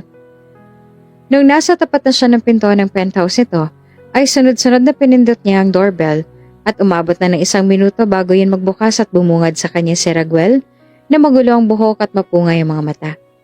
Halatang may sakit. Mas lalo siyang nag-alala dahil sa itsura nito ngayon. He looked so scared. Nabigla siya nang yakapin siya nito ng mahigpit. I'm glad you're here. Ramdam na ramdam niya ang init ng katawan ng binata. Maging mabilis na pagtibok ng puso. Ayos ka lang ba? Nag-aalala ang boses na tanong niya dito. Lumayo sa kanya ang binata at ngumiti sa kanya. Yes, I'm fine. Pasensya na kung naabala kita. Nangihina pa rin ang boses niya. Inabot niya ang noon nito at nanlaki ang mga mata niya dahil napakataas ang lagnat nito. Pumasok tayo sa loob. Kailangan mong magpahinga. Napakataas ang lagnat mo. Hinayaan siya ni Raguel na hilahin ito papasok sa loob diretso sa kwarto nito na nakabukas ang pinto. Pinaupo niya ito sa kama. Ang mga mata nito ay nakatitig lang sa kanya at sinusundan ang bawat galaw niya. Uminom ka na ba ng gamot? Mabagal itong umiling. Kumain ka na ba? Iiling-iling lang ulit itong sagot. Mahiga ka muna, magluluto lang ako saglit ng maaari mong kainin para makainom ka na ng gamot. Inalalayan niya ito ng mahiga sa kama. Kinumutan niya ito bago siya lumabas sa silid nito at dumiretso na sa kusina. Naghanap siya ng mabilis na lutuin sa ref nito. Kalaunan ay naisip niyang lugaw na lang. Malala kung magkasakit si Raguel. Noong minsang magkasakit din ito noon ay umabot ng 1 linggo bago gumaling. Kaya 1 linggo ring hindi sila nakapasok sa eskwela dahil binantayan niya si Raguel. Bihira lang siya kung magkasakit pero malala naman kaya nag-alala siya. Nang matapos siyang magluto, naglagay siya ng mangkok at nilagay niya ito sa tray na meron ng 1 basong tubig at kutsara. Naghanap din siya ng gamot na maaari nitong inumin. Mabilis siyang nahanap ang gamot dahil ugali na talaga ni Raguel na ilagay sa pantry ang mga gamot. Nakapikit ang mga mata nito nang bumalik siya sa silid. Nilapag niya sa bedside table ang dala bago marahan na ginising at pinaupo sa kama. Kumain ka na muna para makainom ka ng gamot. Bagaman mahina ang katawan ay animoy isang masunurin na tumalima ito sa kanya. Umupo ng maayos sa kama. Sinandal ang likod at headboard at mapungay ang mata na tinitigan siya. Here, say Ngumanga ito nang subuan siya at pinilit ang sarili na lunukin. Hinihipan niya ang lugaw bago ito isubo sa binata at titig naman ito sa kanya. I had a bad dream, sabi nito. In my dream, I didn't survive death. At pinanood kita na ikasal sa iba. Nangingilid ang luha na inabot nito ang kanyang mukha. I was so scared. Akala ko'y totoo yan. Akala ko'y tuluyan ka na mawawala sa akin. But I'm glad you're here. I'm glad it was just a dream. Kumikirot ang puso niya habang nakikinig siya sa sinasabi nito. Puno ng takot at lungkot ang mga mata nito habang nakatitig sa kanya. Na para bang natatakot na sandaling ipikit nito ang mga mata ay mawawala siya sa paningin nito. Kaya ang ginawa niya para maibsan ang takot na nararamdaman nito ay niyakap niya ito ng mahigpit. At hindi niya namalaya na ng sandaling iyon ay tumulo na rin ang kanyang luha. Hugging him like this feels so nice. Don't worry, nandito na ako. Hindi ako aalis. I'm not going to disappear. Paulit-ulit siya nitong pinasalamatan. Matapos niya itong mapainom ng gamot ay sinabihan niya itong matulog na. Pero hindi pa rin bumababa ang lagnat nito. Kaya kumuha siya ng lukewarm water at maliit na towel para punasan ang katawan nito. Pinunasan niya ito mula sa braso at pababa ng katawan. Mariin naman siyang napalunok habang pinupunasan ang katawan ng binata.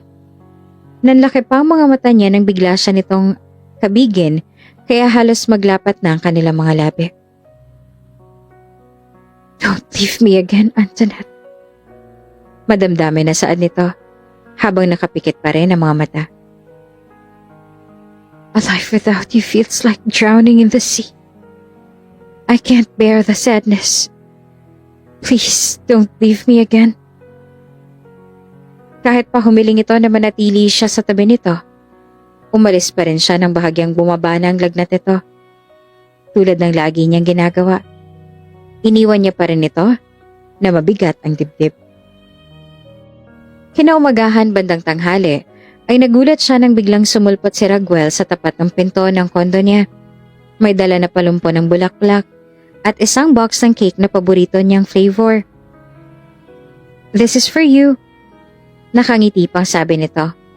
Mukhang mas maayos na ang pakiramdam nito kumpara kagabi. Bumalik na rin ang sigla sa mga mata nito. For what?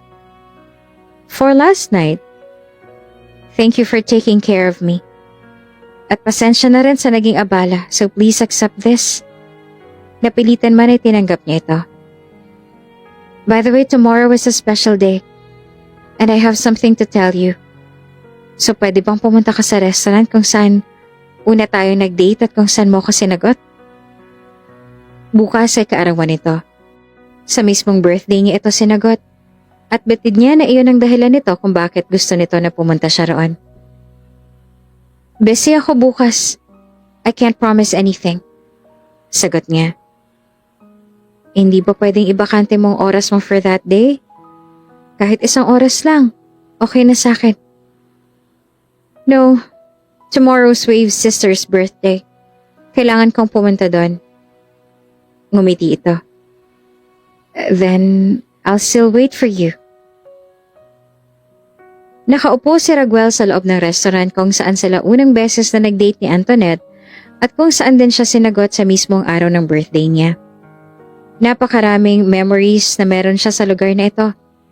Kaya masaya siya na ang kaibigan niya na ngayon ang may-ari ng buong lugar. Maraming nagbago sa itsura pero ang mga alaala nila ay nandito pa rin. Malakas ang buhos ng ulan sa labas. Kaya ang mga tao ay maliliksi ang galaw, huwag lamang mabasa ng ulan. Kanina pa siya naghihintay at sunod-sunod ang tingin niya sa suot na relo, pambisig. Kaninang 12:00 pa ng tanghali siya dito. Hinihintay ang pagdating ni Antoinette.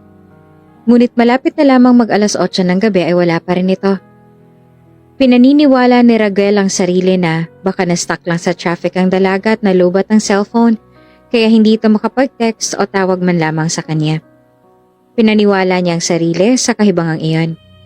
Kahit alam niya naman ang maaaring dahilan. Sir, ilalabas na po ba namin ang mga pagkain?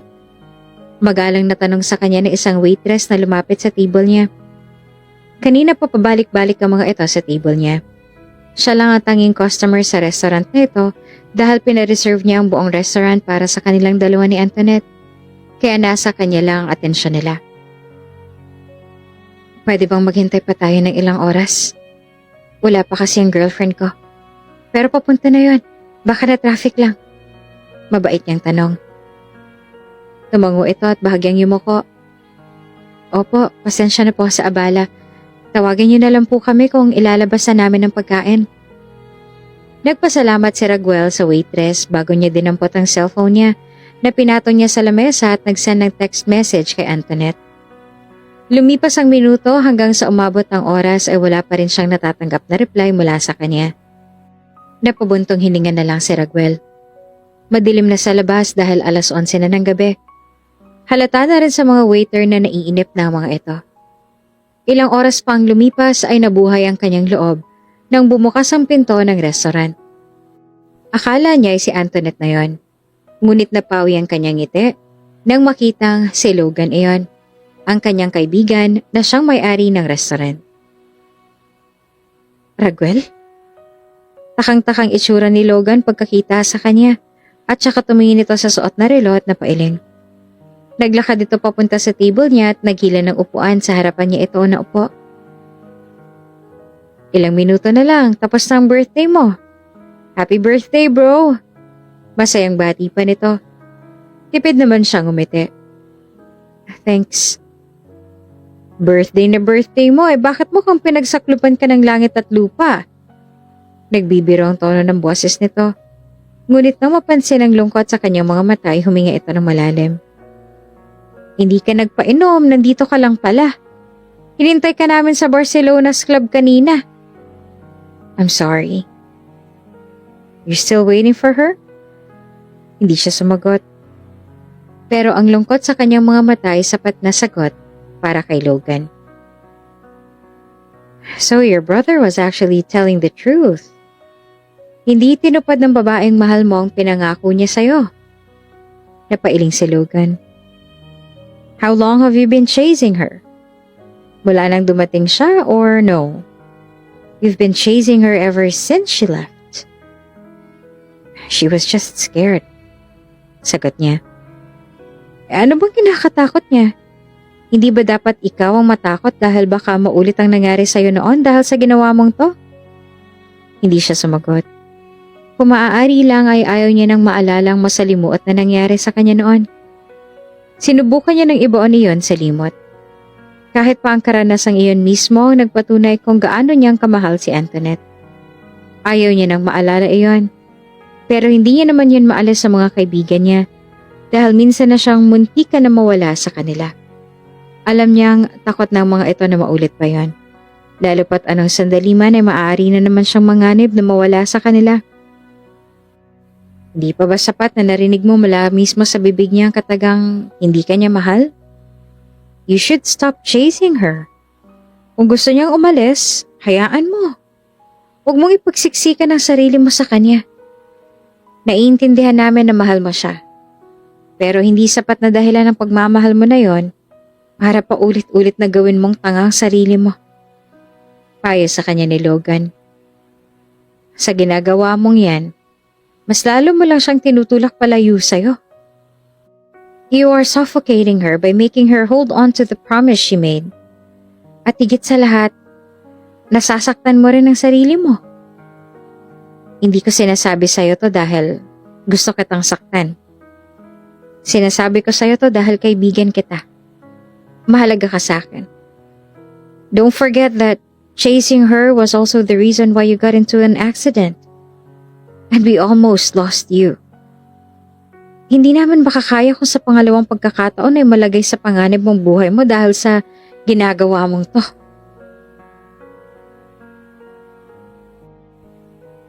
Nagpakawala ng malalim na hininga si Raguel.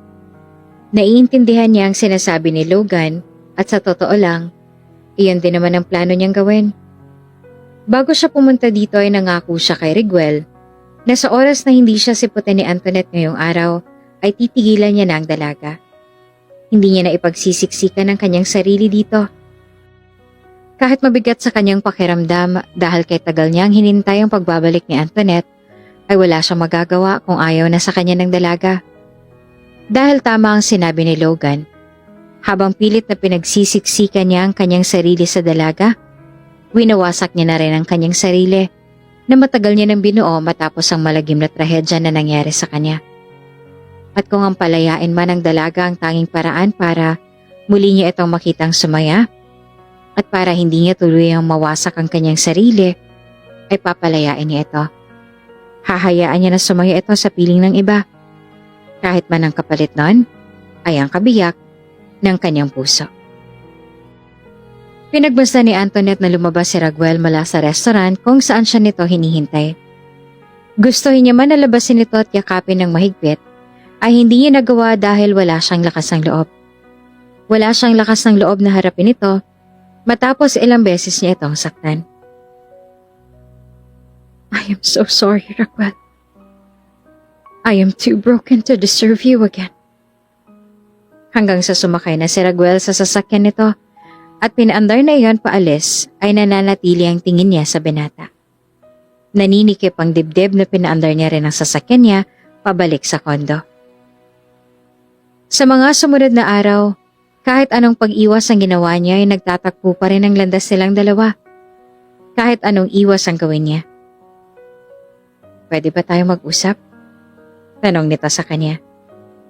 Gusto ni Antoinette na tumanggi ngunit nang makita ang naglalaro na emosyon sa mga mata nito ay tumango siya.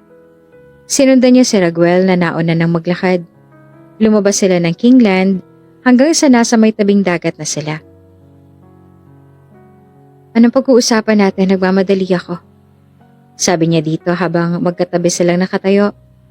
Nakatanaw ang binata sa karagatan. Kagabi, natatandaan mo ba na iyon ang kaarawan ko? Hindi agad siya sumagot.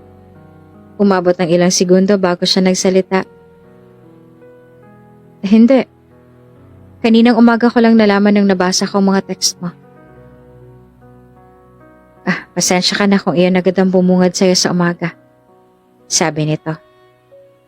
And thank you. Huh? Thank you for not coming there last night. Thank you for not giving me false hope. Hindi niya alam kung sarkastiko ba iyon dahil bakit naman ito magpapasalamat sa kanya na ginawa niya iyon. What? Hinintay kita ron. Hanggang sa magsarang restaurant pero hindi ka sumipot. While I was there, I was hoping you'd come kasi ang ibig sabihin lang nun ay may katiting ka pang pagmamahal para sa akin. Pero nung hindi ka sumipot, napagtanto ko na mali ako ng akala. Napilit ko lamang na pinagsisiksikan ang sarili ko sa'yo. It was this realization that made me question all of my decisions in life. Ngumiti ito sa kanya. Iyon ang tipo ng ngiti na hindi niya inaasahan na masisilayan mula sa kanya. It was filled with pain. Naiintindihan ko na rin na hindi mo na ako mahal. Kahit gaano pa kita kamahal ay, sa wakas naintindihan ko na rin na hindi na ako ang lalaking mahal mo. Nung umalis ka, nagtiwala ako sa sinabi mo na balang araw ay babalik ka sa akin. Bumalik ka nga tulad ng sabi mo noon. At masaya na ako ron. Naghintay ako sa'yo, ngunit siguro tama ka nga. Masyado ako nabulag sa pangakong ginawa natin nung mga bata pa tayo. We were so young back then. Marami pang mga nagbago. Pati nararamdaman mo sa akin ay nagbago na rin. Although I thought it wouldn't change. But then I was slapped by the truth that it's natural to change because even the climate changes. I guess masyado na ako maraming nasabi, right? Mahina itong tumawa. Pasensya na kung masyado ako naging makulit. Pasensya na kung hindi agad ako sumuko nung sinabi mong tama na. I should have listened to you. Dapat una pa lang ginawa ko na yun. Kundi sana hindi na kita nasaktan lalo. I didn't realize that the harder I tried to win your heart again, the more I realized that I was already suffocating you. As I attempted to win you back, I failed to recognize that I was also tearing myself apart. Mahal kita. Pero siguro ay sapat na yan. Sapat ng pagmamahal na yan para palayain kita. Dumuos-dos ang mainit na luha sa kanyang mga mata. I'm sorry, Raquel. Nahihirapan siya magsalita dahil may kung anong nakaharang sa lalamunan niya. Ngumiti naman ito sa kanya. Nangingili din ang luha sa mga mata nito at iniabot nito ang kanyang mukha at pinunasan ng kanyang luha. Don't worry, hindi ako galit sa'yo. Kaya hindi mo kailangan na humingi sa akin ng tawad. I hope you'll be happy. Your happiness is all that matters to me. I wish you long term of happiness with the one that you love. Goodbye, Antoinette. And thank you for all the memories. Hindi magawang magsalita ni Antoinette. Umiiyak lang siya. Pinagmamasdan niya lang nang umiti sa kanya si Raquel bago siya nito tinalikuran at maglakad paalis, palayo sa kanya. Nanghihina na napahilamos siya sa kanyang muka. Lahat ng nangyari sa kanya noon ay naging dahilan kung bakit nabuo ang takot sa kanyang dibdib. Namatay ang kanyang ina at nagpakamatay pa ang kanyang ama. Sinisi niya ang sarili sa nangyari sa kanila dahil iniisip niya na siya ang malas. Na baka'y sinumpa siya para maging mag-isa lang sa mundo. Matapos noon ay napatawad niya na sana ang kanyang sarili. Ngunit niloko naman siya ng mga taong pinagkatiwalaan niya. Ginago siya ng lahat. She was hurt that she made a promise to herself that she would never get close to someone who had the purest intentions for her. Dahil ayaw niya na masaktan ito. Ayaw niya na madamay ito sa sumpa na ibinato sa kanya ng mundo. Ngunit sa ginagawa niyang yon, sa ginagawa niyang pag-iwas para hindi niya masaktan ng binata, ay lalo niya lamang pala itong nasasaktan. Mula nang mangyari yon, mula nang magpaalam sa kanyang binata ay hindi niya na ulit nakita si Raquel. Ewan niya ba? Ito naman talaga ang gusto niya. Ang layuan siya nito dahil ayaw niya na madamay ito sa lahat ng kamalasan niya.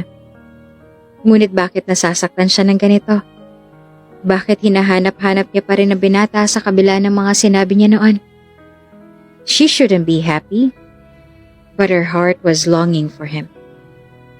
Pero kahit pinagtulakan niya papalayo si Raguel, minuminuto niyang chinecheck ang notifications niya at nagbabaka sakali na isa roon ang message ni Raguel.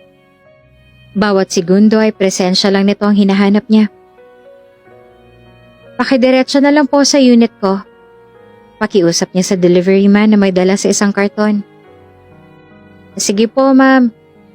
Naglakad ulit si Antoinette at huminto ng sandali para basahin ang mensahe na natanggap niya mula kay Wave na bumalik na sa Canada. Tinatanong nito kung kamusta na sila ni Raguel dahil alam nito na si Raguel ang palagi niyang kinikwento dito noong nasa Canada pa siya. Napasinghap siya sa gulat nang bigla na lang may bumangga sa kanya dahilan para mahulog ang cellphone niya. Gulat na tiningnan niya ito at nanlaki ang mga mata na makita na si Raguel ang nakabangga sa kanya. Raguel. At ang mas nakakagulat pa animoy hinang-hina na ito. Walang kulay ang mga labi nito at magulo ang buhok. I'm sorry. I know I made a promise not to cross your path again. Pasensya na, hindi kasi nasadya na mabangga ka. Are you okay? I need to go. He refused to answer the question. Nilagpasan siya nito at walang nagawa si Antoinette kung hindi ang sundan na lang ito ng tingin. Hanggang sa pumasok na ito sa loob ng elevator. Dinampot niya ang cellphone at muling tumingin sa elevator na nakasara na. Hindi maalis sa isip ni Antoinette ang nangyari, lalo na ang mukha ng binata kanina. Samot-saring pumapasok sa isip niya habang nakatihaya siya ng higa sa kanyang kama. 2:00 na ng madaling araw pero hindi pa rin siya makatulog. Pinapanatili siyang gising ng pag-aalala niya kay Raguel dahil sa bawat pagpikit niya ng kanyang mga mata ay ang mukha nito ang nakikita niya. Nang hindi na makatiis si Antoinette ay bumangon siya. Kinuha ang kanyang jacket at lumabas at namalayan niya na lang na dinala na siya ng mga paa nito sa penthouse ni Raguel. Nakatayo siya ngayon sa tapat ng pinto. Nagdadalawang isip kung pipindutin ba ang doorbell o aalis na lang dahil sa mga ginawa niya dito noon. Ngunit nang maisip niya ang mukha nito kanina, ay pinindot niya ang doorbell. Pero kahit ilang beses niya iyong pinindot ay wala pa rin nagbubukas ng pinto. Mas lalo lang na lumala ang kaba niya. Baka may kung ano nang nangyari kay Raguel sa loob, kung ano-ano nang iniisip niya. Sinubukan niyang hulaan ng passcode ang penthouse nito at ang una niyang sinubok ay ang birthday nito, ngunit mali iyon. At nung itype niya ang anniversary nilang dalawa, ay laking gulat niya nang bumukas iyon. Hindi na siya nag-isip at pumasok na sa loob. Tinatawag ang pangalan ng binata pero walang sumasagot sa kanya. Bukas naman ng mga ilaw kaya sigurado siya na nasa loob ito. Raguel? Si Antoinette to. Okay ka lang ba? Patuloy siya sa paglalakad at tawag sa pangalan. Hanggang sa huminto siya sa tapat ng isang pinto. Siguro ay ito ang kwarto ni Raguel. Pinihit niya ito pabukas ngunit madilim. Hinapkap niya ang switch ng ilaw at nang lumiwanag ang paligid, ay nataop niya ang kanyang bibig at nagsipag-unahan ang pagtulo ng kanyang mga luha. Dahil sa puting kama, ay nakahiga si Raguel. Napakarami ng dugo sa kama nito na nagmistulang kulay pula na ito. Mabilis siyang tumakbo palapit dito at niyakap. Raguel, gumising ka. Raguel, huwag mo akong iiwan.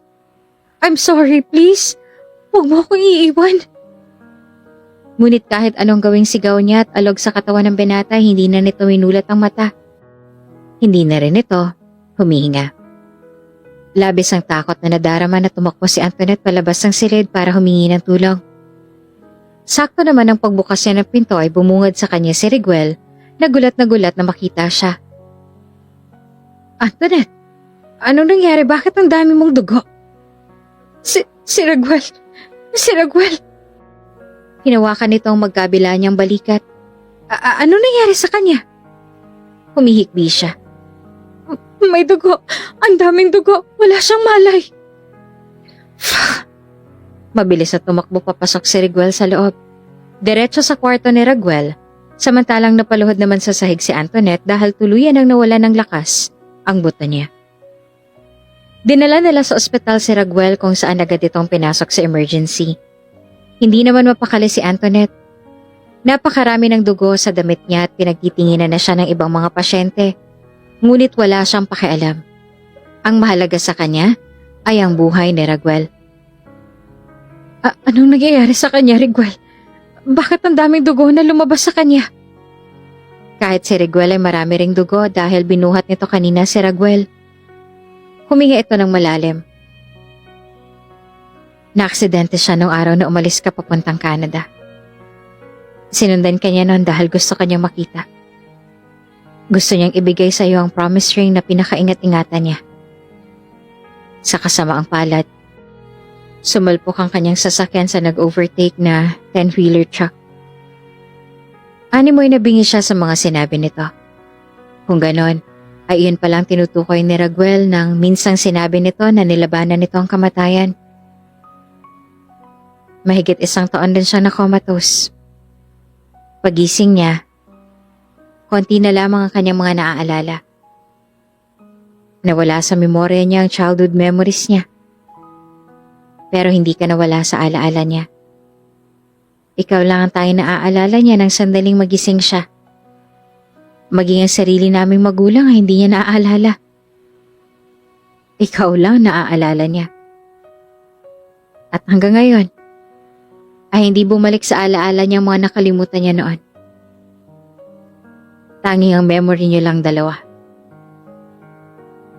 Binalaan na kami ng doktor na anumang oras ay maaaring mag-seizure at mag-bleeding si Raguel dahil sa lala ng natamo niya noong aksidente na maging ang utak niya ay naapektuhan. Mahigit 3 taon nang lumipas mula nung aksidenteng yun pero hindi yun nangyari. Kaya akala namin ay maayos na siya.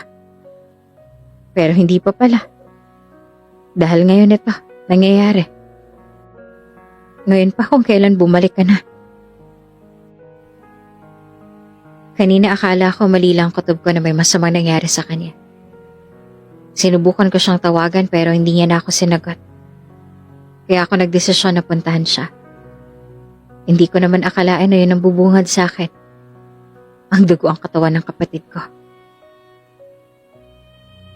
Raguel got into an accident because of her. Iyon lang ang tanging sumagi sa isip niya ng mga oras na yon. At ngayon, maaaring siya rin ang dahilan kung bakit ito nagka-bleeding at seizure. Halos hindi niya na magawa na makapag-react at gusto niyang umiyak. Ngunit kahit maging luha niya ay gulantang sa kanyang mga narinig. Napansin ni Raguel ang reaksyon niya kaya huminga ito ng malalim. Alam ko ang nangyari sa inyong dalawa. Naikwento sa akin ni Raguel ang lahat. At gusto kong malaman mo na wala kang kasalanan sa nangyari sa kanya. Alam ko na sinisisi mo ang sarili mo ngayon. But it's not your fault. Alam ko na pagising ni Raguel ay iyon din ang sasabihin niya sa'yo. He doesn't want you to blame yourself. Hindi siya sumagot. Wala siyang lakas na sumagot. Here. Binigay sa kanya ni Raguel ang flash drive. Binigay sa akin ni Raguel ang drive na to noong araw na pinili niyang tapusin ang lahat sa inyo. Ang gusto niyang mangyari, itapon ko ito sa dagat. Pero hindi ko ginawa dahil alam ko na mahalaga ito sa kanya. Dahil hindi niya magawa na siya mismong sumira at magtapon ito. So I kept this. And I think this is the right time for you to have it. Ilang sandali pa silang naghintay at habang lumilipas ang oras, ay mas lalong kinakabahan at natatakot si Antoinette. Nang lumabas ang doktor mula sa ER ay agad na tumayo si Raguel. Anong lagay ng kapatid ko, Dok? Masyadong mahina ang pulso ng pasyente. Pero ginagawa namin ang lahat ng aming makakaya. Pero walang response ang katawan niya. Pahina ng pahina ang pulso niya. Ikinalulungkot ko man itong sabihin ngunit maaari na anumang oras ay maaaring mawala siya sa atin. Nanghina ang kanyang buto at bumagsak siya sa sahig. Hindi niya kayang narinig. Halos nabingi siya. Hindi pwedeng mawala sa kanila si Raguel. Hindi siya makakapayag. Nakaupo ngayon si Antoinette sa kama. Sa harapan niya ay nakabukas na laptop kung saan nakasalpak ang flash drive na binigay sa kanya noon ni Raguel. At ang video ni Raguel ay nagpe-play roon. Hello, Antoinette Vera. my soon-to-be wife. Kamusta ka na? I hope you're happy right now. Kung nagtataka ka kung bakit ganito ang itsura ko ngayon, ito ang pangalawang araw mula nang magising ako. I know this is unbelievable pero sabi nila sa akin na aksidente daw ako at nakomatose sa loob ng 1 taon. It's funny to think dahil buong akala ko ay nasa telenovela lamang nangyayari ang lahat ng yan. Hindi ko lubos akalain na nararanasan ko mismo yan. You know, my love, I couldn't remember them. Pero ang sabi nila, pamilya ko sila. Lumipat ang kamera paharap sa pamilya nito. The one in pink dress is my mom. And that one in white polo is my father. At ang nakaitim na polo naman ay kapatid ko. Ang kuya ko. At yung mga lalaking yan, sabi nila kaibigan ko raw sila. Pero hindi naman ako naniniwala.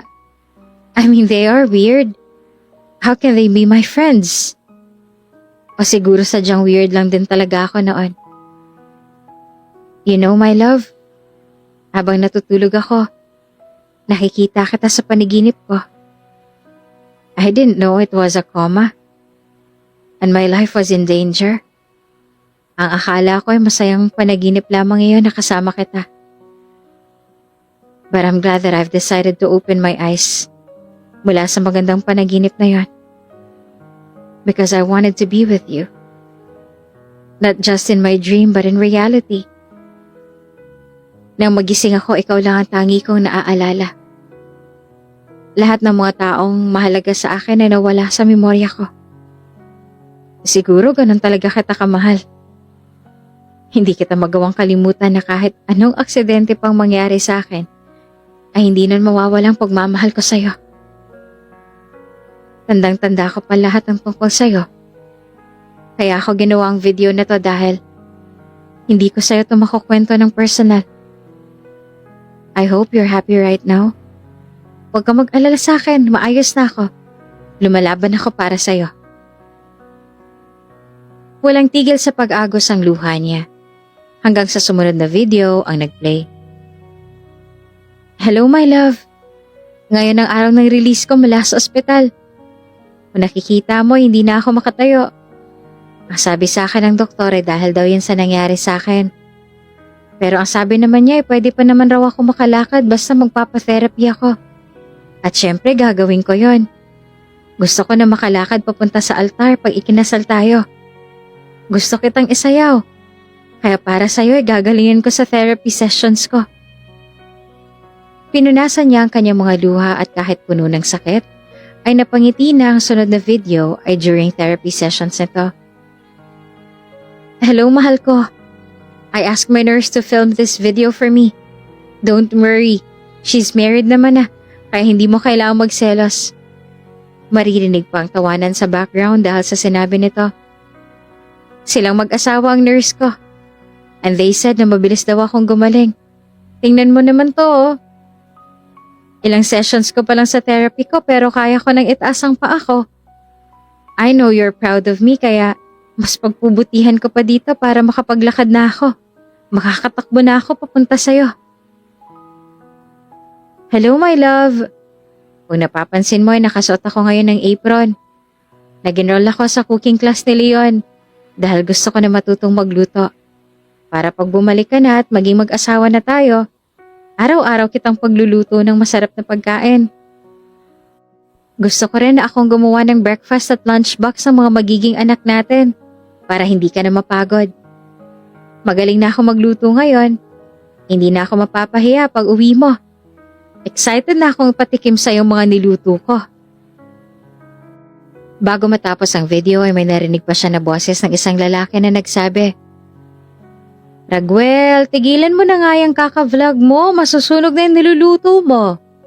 Na sinagot naman ni Raguel ng, Oo, saglit lang, kita mo nagvi-video ako para sa mahal ko eh. At muli itong tumingin sa camera. Bye-bye na baby, galit na si chef. I miss you. Until the next video. Mahal na mahal kita. Mwah. At nag-blow kiss pa ito. Ang sumunod na video ay tila nangihina ang binata. Madilim ang background nito na tila gabi o madaling araw nito film. Hello, my love. Mahinang tono ng boses ni Raguel. It's already 3 in the morning. Kagigising ko lang. I actually had a nightmare. Sa panaginip ko, nakita kong sarili kong sasakyan kung paano bumangga sa malaking truck at kung paano inararo. It was horrifying. I was so scared. I wish you were here to tell me and comfort me that it was just a dream. At ang pinakahuling video ang mas lalong nagpabuhos sa kanyang luha. Magulo ang buhok nito at nangungusap ang mga mata. Hello, baby. Today is the day I decided to let you go. Nakita ko na mas masaya ka sa piling ni Wave. At hindi ako magiging hadlang sa kasiyahan mo na yon. Hindi ko alam kung anong relasyon yung dalawa. Pero batid ko na labas na ako roon. Naisip ko na dapat pala, una pa lang ay tinigilan na kita kahit gaano pa kita kamahal. Hindi ka na sana nasaktan dahil sa akin. Hindi ka na sana nagalit pa sa akin ng sobra. Pasensya ka na kung pinaabot ko pa ng matagal bago ako sumuko sa'yo. Pero huwag kang mag-alala. Hindi na ulit kita guguluhin. Hahayaan kita na maging masaya sa piling niya. Kahit na hindi na ako. Makita lang kitang masaya ay sapat na sa akin. Napakarami ko pang gustong sabihin sa'yo kanina pero pakiramdam ko ay may kung ano nakaharang sa lalamunan ko. At hindi ko magawang makapagsalita ng tuwid kaya dito ko na lang sasabihin ang lahat. I felt like crying. I'm sorry. Mahal na mahal kita, Antoinette. Tatandaan mo na ikaw lang ang babaeng minahal ko ng ganito. Mamahalin at mamahalin kita ng walang sawa hanggang sa kabilang buhay. Hindi mo kailangang mag-alala sa akin dahil pipilitin ko na maging masaya para sa'yo. Kahit matagal bago ito maghilom. Pangako na magiging masaya ako para sa'yo. At pangako na ikaw at ikaw lang ang mamahalin ko. Hanggang sa huli. Kung bibigyan ako ng pagkakataon na baguhin man ang anumang nangyari sa nakaraan, I'll do everything para hindi mawalang pagmamahal mo sa akin. Para sa akin. Pero sa ngayon, wala akong nagawa para manatiling pagmamahal mo. Kaya pinapalaya na kita. At papalayain ko na rin ang sarili ko. Baby, you're watching that again? Nilingon ni Antoinette ang asawa na pumasok sa loob ng kwarto na lang dalawa. Niluluwagan ang suot na necktie dahil kagagaling lang nito sa trabaho. Huminga ito ng malalim dahil puno ng luha ang kanyang mga mata. Naglakad ito palapit sa kanya at naupo sa kanyang tabi at kinulong siya sa mga bisig nito. Mas lalo lang dumami ang luha niya. Sabi ko naman sa'yo na wag mo nang panoorin yan umiiyak ka tuloy. Sabi nito habang hagod ang kanyang likuran. Please, stop crying baby, makakasama yan sa'yo. Humihikbi siya. I'm so sorry for everything that I've done to you, Raguel. Lumayo ito sa kanya at ikinulong ang kanyang mga mukha sa mainit nitong palad. Diretsong nakatitig sa mga mata niya iyon na puno ng luha na nagsalita ito. Ilang beses ko bang sasabihin sa'yo na kalimutan na natin yon? 2 taon na tayong kasal at magkakaanak na rin tayo. Ano man ang nangyari noon, tapos na. But I hurt you. Umahagulhol siya ng iyak. You almost died twice because of me. At sa 2 beses na yon, wala kang kasalanan. So please stop crying. Ayoko na makita na lulungkot at umiiyak ka. Masuyong hinalikan nito ang kanyang noo. Mahal na mahal kita, Antoinette. At alam ko na mahal mo rin ako. Kaya please stop watching that video, nahihiya ako. Mahal na mahal kita, Raguel. Matamis itong umiti. Mas mahal kita. Kayo na magiging anak natin. Noong nagka-seizure at bleeding si Raguel, akala nila ay mawawala na ito sa kanila. Dahil ayon sa doktor ay mahina ng pulso nito. Ngunit may himalang nangyari. Bumalik ito sa kanya. Hindi nito sila iniwan. At sa pangalawang pagkakataon ay nilabanan nito ang kamatayan na ipinagpapasalamat niya. Sobrang saya niya na bumalik ito sa kanila at nangako siya sa kanyang sarili na hindi niya na ito pakakawalan at muling sasaktan. Pinaliwanag niya ang lahat kay Raguel. Humingi siya ng tawad at buong puso pa rin siya nitong tinanggap. Ayon pa dito, kahit 9 na beses niya itong ipagtulakan palayo, ay 10 beses niya itong tatanggapin pabalik. At ngayon, 2 taon na silang kasal. Magkakaroon na rin sila ng anak. At sa paglipas ng mga panahon, doon nila mas lalong napatunayan na walang singtibay ang kanilang pagmamahalan.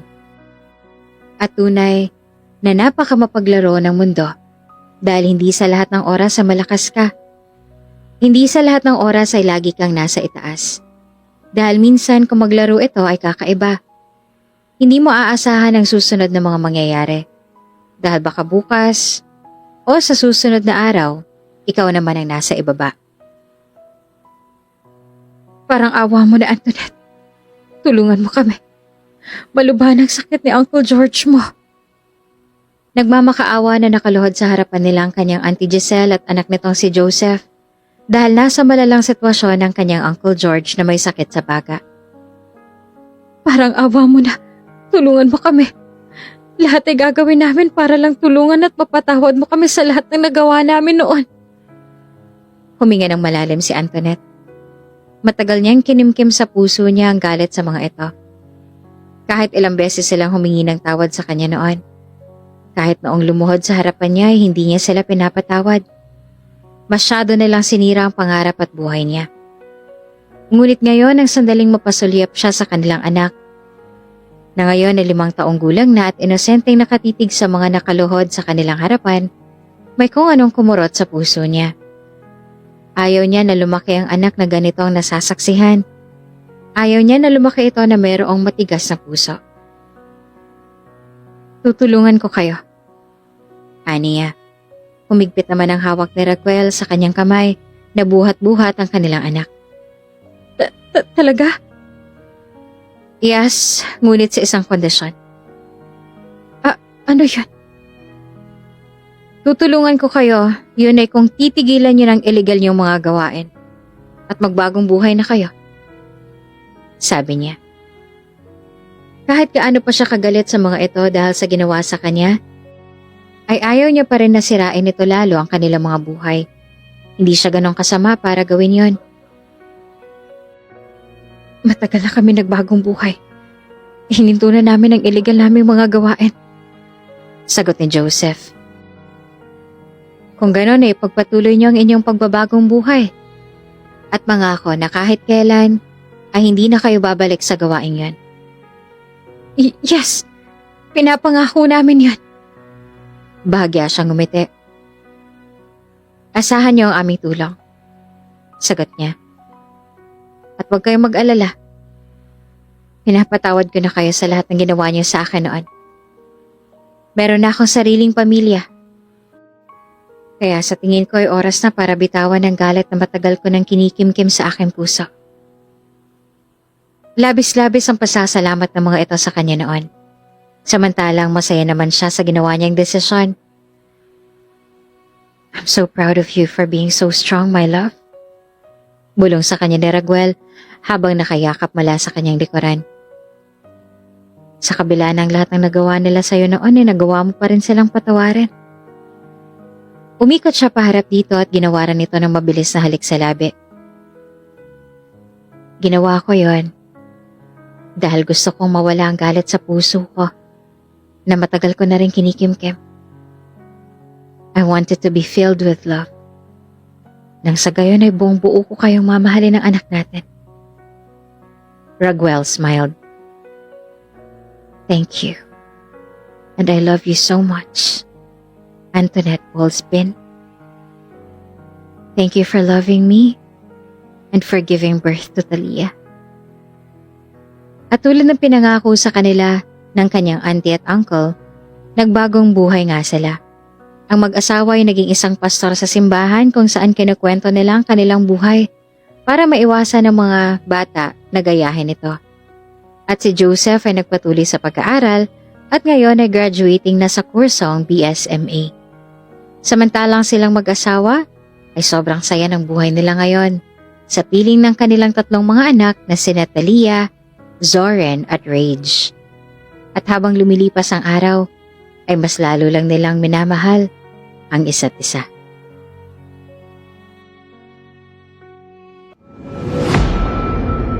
Kung bago ka pa lang sa channel na ito, Ate Jane TV, huwag kalimutang pindutin ang notification bell and subscribe button.